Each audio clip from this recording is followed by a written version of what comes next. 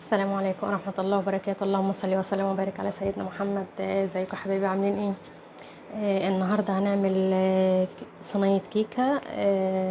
الكيكة العادية بتاعتنا، مش الاسفنجية الاسبونج يعني، ومش هنزوقها. كيكة عادية بس هشة وجميلة وهتعجبكم خالص ان شاء الله. كلها مكونات سهلة ان شاء الله، ومفيش حاجة فيها يعني هتستصعب عليكم بإذن الله. خليكم معايا كده. عندي هنا دول 4 بيضات.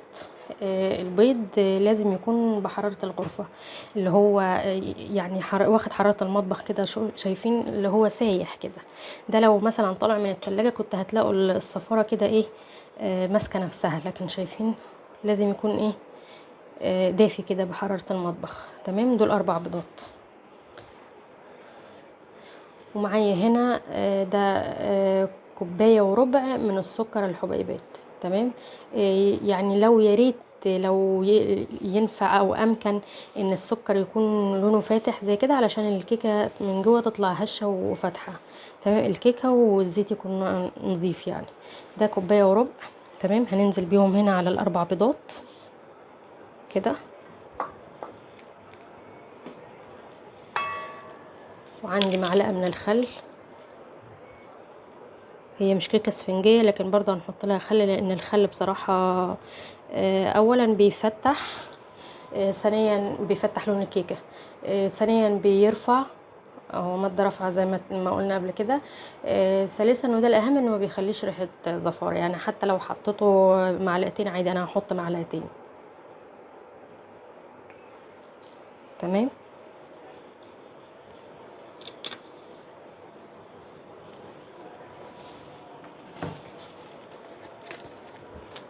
وهحط حبه فانيليا كده سايله، اللي هي يعني بمقدار معلقه صغيره.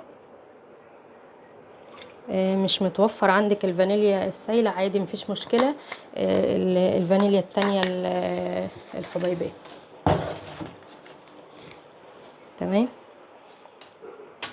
يبقى انا كده حطيت البيض اوكي مع السكر مع الخل مع الفانيليا. تمام. وهنضرب ايه بالمضرب الكهرباء، هنضربه لحد ما السكر ده يدوب. لازم السكر يدوب خالص، لان لو السكر ما دابش هيعمل معاكي لون بينك كده في الحبيبات، كده بينك كده في العجينه. تمام. وهتهبط منك، لان دي مش كيكه اسفنجيه. هتهبط لو السكر ما دابش كويس. تمام. بسم الله.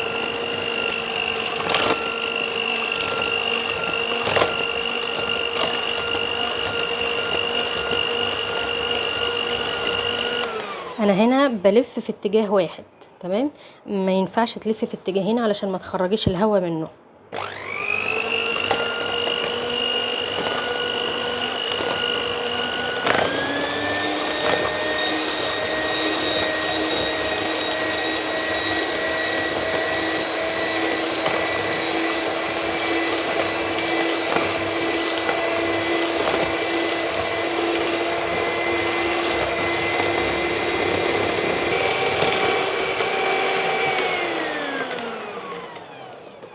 كده السكر داب معايا خالص.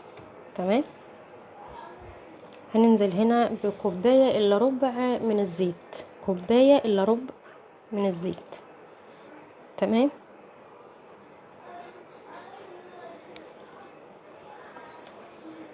هضرب كده على خفيف.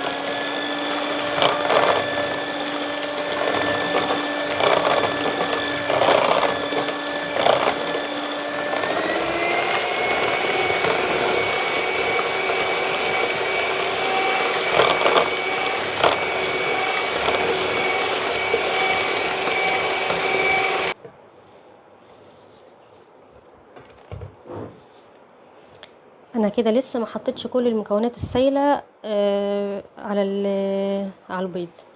تمام. انا عندي هنا ده كوبايتين ونص من الدقيق المنخول كويس جدا. تمام. اللي هي الكوبايه المعياريه دي. تمام، كوبايتين ونص منها. تمام. ودي الكوبايه اللي هعاير بيها كل حاجه، يعني هعاير بيها الزيت وعاير بيها اللبن وكل حاجه. تمام. دول كوبايتين ونص اللي هو الدقيق المتعدد الاستخدامات. هو ده اللي انا هشتغل بيه، بس يكون منخول. يعني لو قدرتوا تنخلوه مرتين يا سلام، يا ريت يبقى مية مية. هنزل عليه هنا بباكو كيك شيف.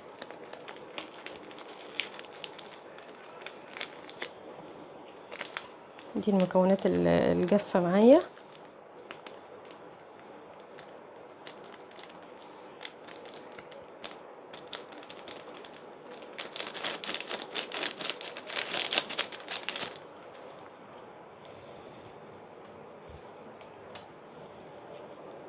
وهقلبهم كده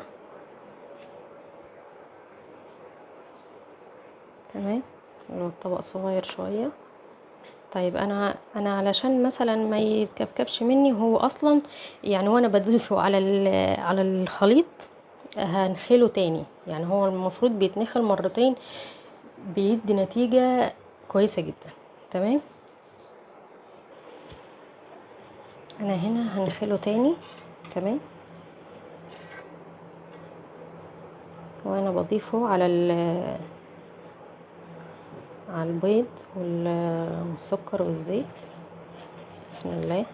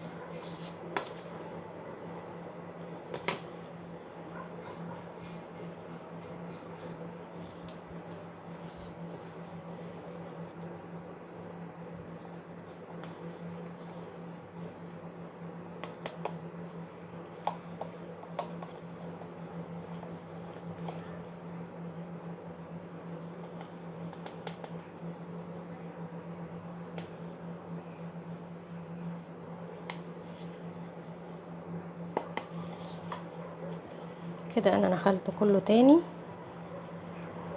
تمام.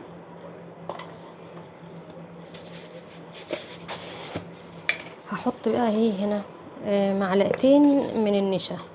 تمام. معلقتين من النشا. هتقولوا لي بقى ايه يعني ايه فايدة النشا؟ النشا بيدي طراوة للكيكة، بيخليها تبقى محتفظة بقوامها. يعني وكمان ما بيبقاش فيها فراغات. تمام.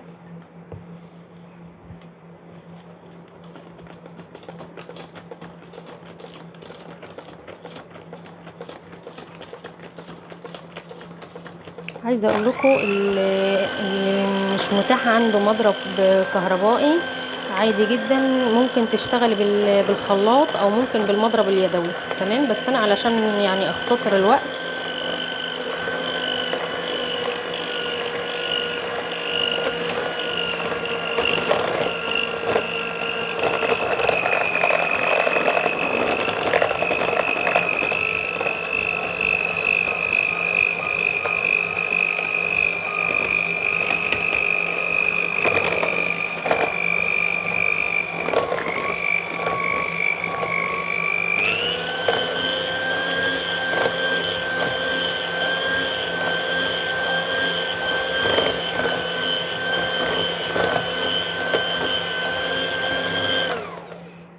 انتوا طبعا ملاحظين ان صوت الخلاط المضرب ضعف شوية. ليه؟ علشان الخليط بتاعي شوفوا تقل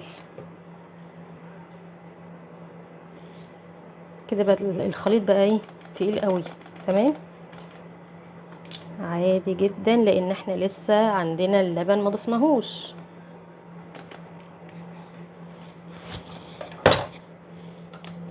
مش مشكله كده. شايفين الخليط؟ بصوا، اللي هو انا يعني انا بلفه بالعافيه. تمام. عندي هنا بقى دي كوبايه من اللبن مغلي. مغلي يعني ما تخافوش، عادي حطوا اللبن وهو مغلي. ده لبن مغلي وعليه مكعب زبده او معلقه زبده. شايفين؟ هو انا لازم ايه اسيح الزبده في اللبن، فانا غليت اللبن وحطيت الزبده ايه علشان تسيح. تمام. ده لبن يعني سخن جدا مغلي. تمام. هنزل عليه هنا برشة ملح بسيطة جدا خالص. شايفين؟ ذرة كده.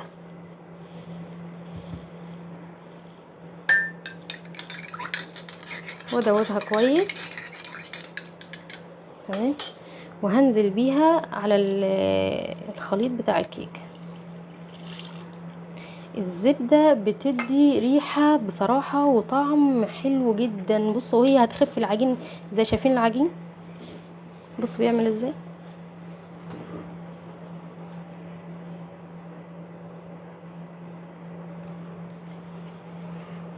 برضو بقلب في اتجاه واحد كده.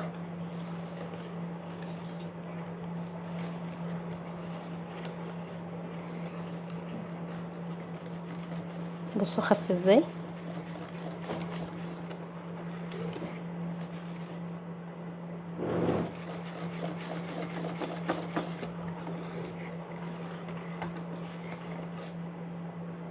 شايفين؟ هفضل انا بقى ايه اقلب واخد الجوانب ده عشان لسه فيها دقيق تقيل قوي وخليط تقيل.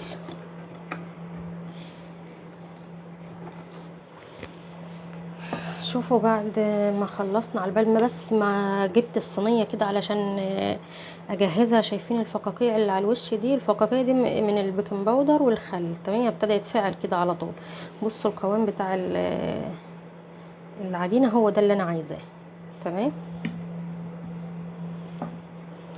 هنا عندي حته زبده في صينيه مقاس 28، المقدار ده في صينيه مقاس 28. تمام. هدهن بيها كده. الزبدة مستحيل مستحيل تخلي الحاجة تلزق منكم.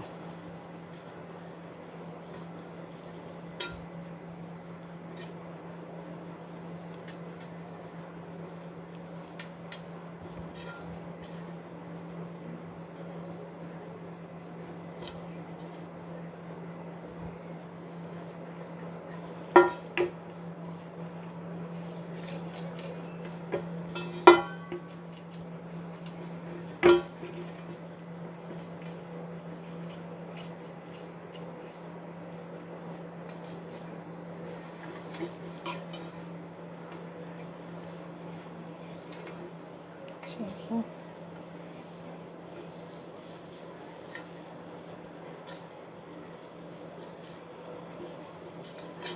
يعني حتة الزبدة اللي انا وريتها لكم دي الصغننة بحاول اسيحها في الصينية كلها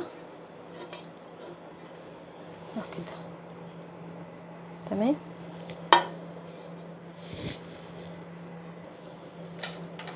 وهاجي اروح حط عليها شوية دقيق كده، نبطنها بقى بالدقيق.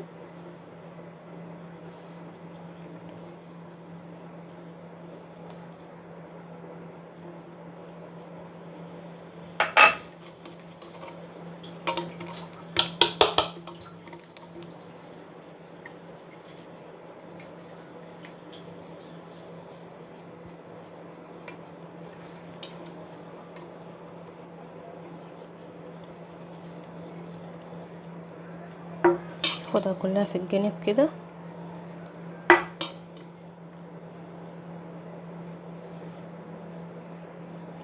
لو انتوا عاملينها صينية شوكولاتة يبقى تبطنوها بالكاكاو. تمام. هناخدها نفضة كده مع بعض على ادينا نفضة كده على الحوض علشان الدقيق الزيادة ينزل منها كده. احنا مبطنينها تمام.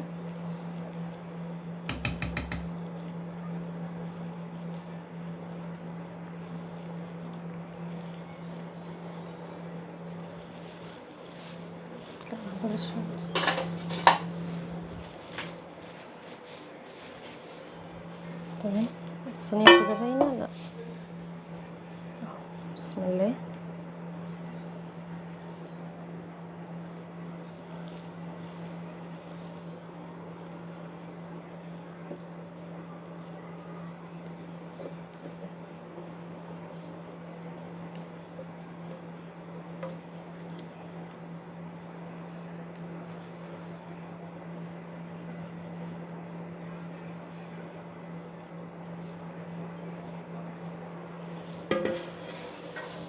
تمام كده الصينية بتاعتي جاهزة اهي. هندخلها الفرن على الشبكة، مش من تحت خالص، يعني على الشبكة اللي في النص كده، على درجة حرارة 180. هي هتاخد لها حوالي من نص ساعة لساعة الا ربع. تمام. الكيكة كده تمام معايا، طلعناها من الفرن بس سخنة، وشايفين عالية ازاي، ريحتها تحفة. بصوا هشة قوي ومفيش فراغات طبعا علشان النشا. تمام. بصوا من تحت عاملة ازاي، حنية يعني، حلوة قوي. شايفين العلو بتاعها. تمام. ادي الصينية اهي.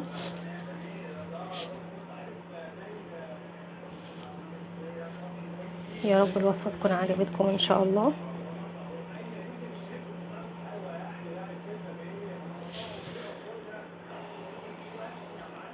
ان شاء الله الوصفة تكون عجبتكم وتجربوها وتقولوا لي رأيكم في التعليقات اللي انا ما بشوفهاش خالص. مش عارفه، مش فاهمه ليه يا جماعه والله. ليه ما حد يعني بيبقى فيه مشاهدات كتير، بس يعني اللي بيدخل يتفرج ليه ما بيحطش لايك؟ يعني هتخسر ايه لو حطيت لايك؟ هتخسر ايه؟ هتخسر ايه لو كتبت مثلا تعليق؟ ايه المشكله؟ ما تكتبش تعليق بس حط لايك، يعني علشان حتى الفيديو يترفع وغيرك ممكن يشوفه يعني. ما فيهاش حاجة على فكرة. انا لما بعدي على قناة كده، بشوف مثلا في فيديو حلو عجبني، بدخل اتفرج عليه وبحط لايك، وساعات بكتب تعليق عادي مفيش مشكلة، حتى لو انا مش مشتركة في القناة. يعني ما فيهاش حاجة. اشوفكم في فيديو جديد. السلام عليكم.